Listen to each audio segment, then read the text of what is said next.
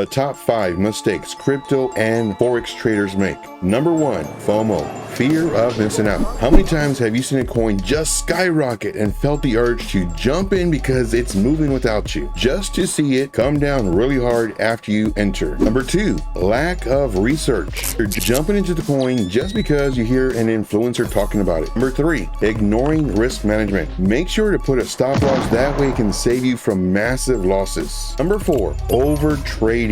Do not feel that you have to be in a trade all the time. When the market's super choppy, take a break. This is the best time to do your own research.